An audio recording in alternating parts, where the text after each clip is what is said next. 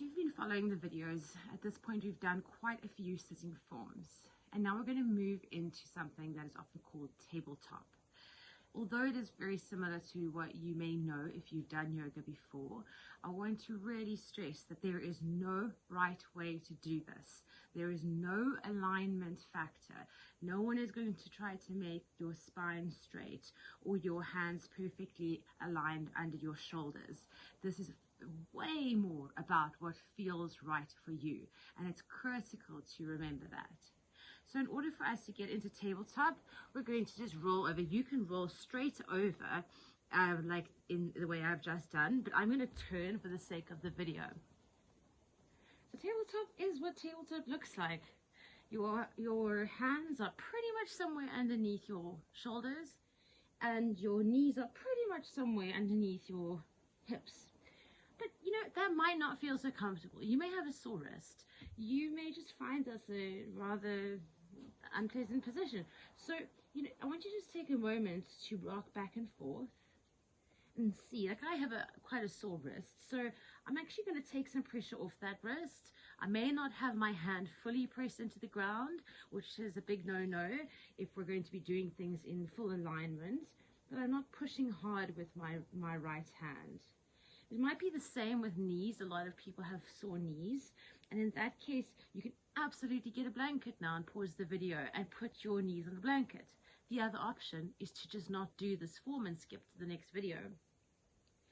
So finding yourself in this sort of tabletop position, you can absolutely experiment now with putting your hands further out. What does that feel like? Remember, that is the greatest purpose of what we're doing. Noticing, what does that feel like? Bringing it back in, maybe bringing the knees out. What does that feel like? And then bringing them back in if you like. And so from our tabletop form, we really are just, it's a beautiful form for us to just bring mind into body. So for those of you who are used to like high fitness, vinyasa flow classes, this might feel very, very slow, but that is absolutely the point. So I would like to offer you the opportunity to push your fingers into the ground and notice what they feel like, your fingertips, each one. Remember, there is no greater purpose here. You're not trying to achieve anything by doing this. You're simply inviting your mind and your body to connect through sensation. And you're welcome to stay here and even explore what your hands feel like on the ground if you want to pause the video. And then, you know, if you would like to just lift your knees, it's another option of just bringing your mind into sensation of what the left knee feels like on the ground and what the right knee feels like on the ground. You might stay here for a while, because if you lift the one knee for long enough, you'll feel that your abs start to work. And that's another sensation you can bring your mind into. This is not about pushing. You can notice it and you can bring your knee back down. You can lift the other knee if you like. Notice what your abs are doing, what your back is doing. Don't push into discomfort. That is absolutely not the point. And bring your knee back down. So once again, in a kind of exploration, experimentation, just going to rock forward and backward if you would like. You are welcome to stay in tabletop as we were, or come back to sitting. But the invitation here is to move forward and backward. Notice what your hands and your arms feel like.